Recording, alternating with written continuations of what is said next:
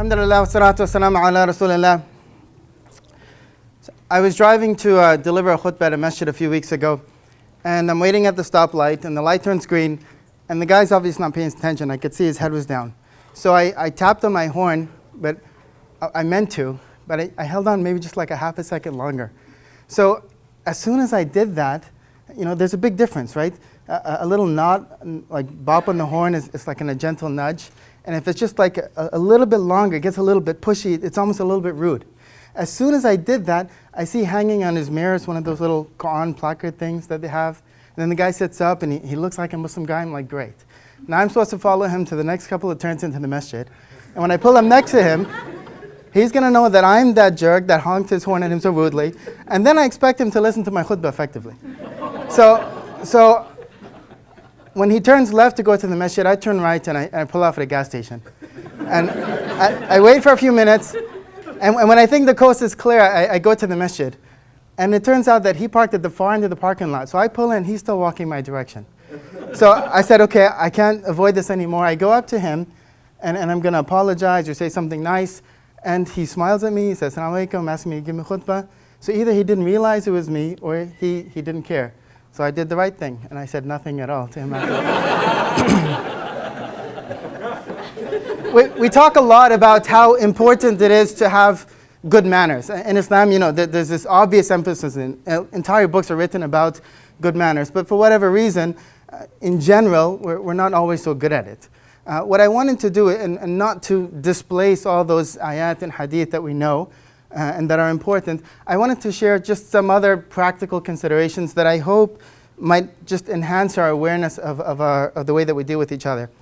There's a concept known as a bank account, but not a money bank account. It's actually a financial bank account. And so the idea is in your interaction with any other individual, this account exists. And so just like a financial bank account, there are deposits and there are withdrawals. Deposits are all those things that you do that help culture a better relationship between the person. And in Islam, these are things that are generally considered as good manners and things that are praiseworthy. Withdrawals are the exact opposite. Withdrawals are those things that cause a person to be emotionally detached from you, to be offended, all those things that hurt that relationship. And again, in Islam, these are things that, if they're not sinful, they're at least discouraged.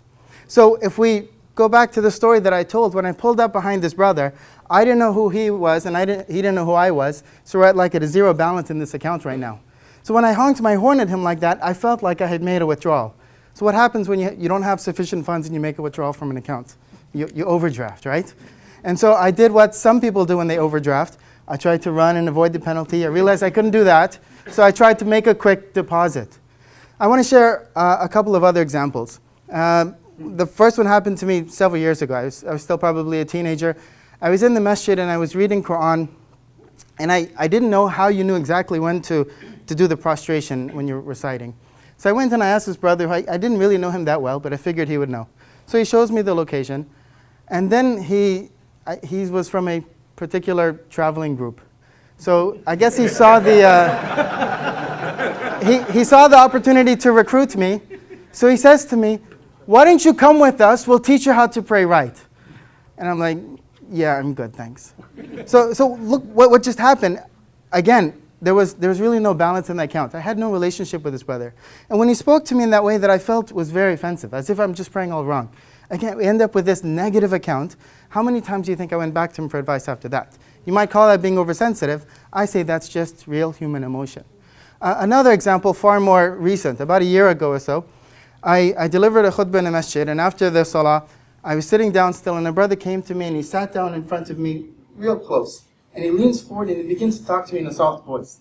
And he starts praising the khutbah, and says he really benefited from it, and says lots of nice things. And then he says, but there's always room for improvement. I want to offer you some advice. I said, sure, go ahead. He says, when you recited in Surah Al-Fatiha, you said, Sirat al-Mustaqim instead of with a ta. And then in Surah Al-Qari'ah, you were pronouncing with a hamza. So these are just the two things I wanted to mention to you. And I know that you're able to do it because you pronounced it correctly elsewhere. Look at the difference. This brother, he came and he made deposit after deposit.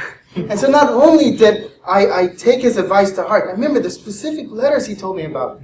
But if this brother, I don't even know his name, but if he were to come to me again, I would readily take his advice. The key point is that this concept of maintaining a positive account with the people that we deal with is a necessary premise for effective da'wah.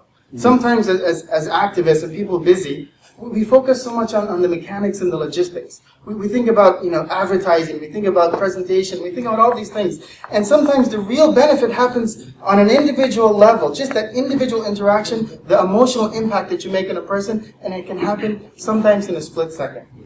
I want to introduce a new point at this juncture. It's actually Stephen Covey's #1 habit in the 7 Habits of Highly Effective People. It's to be proactive. So when I was listening to his set and I heard his description, the basic idea is this: a proactive person chooses for himself his value system, and then he lives according to it regardless of circumstance. So think about the opposite, a reactive person. If he's having a good day, he deals with you nice. If he's having a bad day, you can tell. If you treat him nicely, he'll treat you nicely. If you deal with him in bad manners, he'll respond in kind. But a proactive person, all those things doesn't matter. If he has a value system that he lives by, how you treat him, how he feels, all of that doesn't matter. He's going to act according to it. What's relevant for us as Muslims is that there's no discretion about our value system. It's something that's been divinely ordained. Allah subhanahu wa ta'ala, in no indisputable terms, has told us exactly, specifically, how we should interact with one another. And then on top of that, He sends this human example to live out that value system so that there's no questions about it after that. According to this definition of being proactive, would you call the Prophet ﷺ a proactive person? For me, one description is enough. His own wife, who's often the most critical of us. His own wife said about the Prophet ﷺ, Aisha radiallahu anha, she said, his character was the Quran. He so lived by his value system that she described his personality with it. And then what you find is that, this term didn't exist back then, but throughout his life, there are so many examples, and if I had the time, I would illustrate a few. But he was very conscious about making deposits in the people that he dealt with and avoiding withdrawals. To the extent that you would find people just meet him for a few minutes, they go back to their own people and they say, accept Islam, for I've been with the best man that I've ever been with in my life. And what you find then is that he had this tremendous influence. And after the permission of Allah, people talk about his military acumen, his strategic thinking, all these things. I argue that he made an emotional impact on an individual level with all those people around him. So you had people who were emotionally committed to him and to his value system. So I want to just kind of set the record straight a bit. I didn't come here to make an argument that you should have a different intention. I'm not trying to change your intention and have good manners so that you can be effective in the people that you deal with. In fact, it's appropriate to mention habit number 2. Does anyone know what it is? When I heard this, I was amazed. Begin with the end in mind. Begin with the end in mind. I mean, it's I was like, Stephen, are you a Muslim? Are you serious? Begin with the end in mind? And so the idea is that once you choose your value system, make sure that it gets you to your ultimate destination, whatever that is. So for us, we think in the grand scale of life. And that's exactly what we believe. We have this value system, we have this Quran and everything that supports it, and we're thinking about that day when we'll stand in front of Allah subhanahu wa ta'ala. And then when you look at the whole picture, you realize how beautiful Islam is as a religion. That if you were to proactively live by the value system that Allah has ordained for you, and following the example of the Prophet ﷺ, very conscious of making deposits with people and avoiding withdrawals. And you're doing all of that looking forward to the day that you will stand in front of Allah and account for every single thing that you did or that you said. If you did all of that, you will achieve your success. You will have met your goal. And then it's just like a bonus, perhaps, that in the process you would have found a tremendous difference in the way that you interact and deal with everybody else.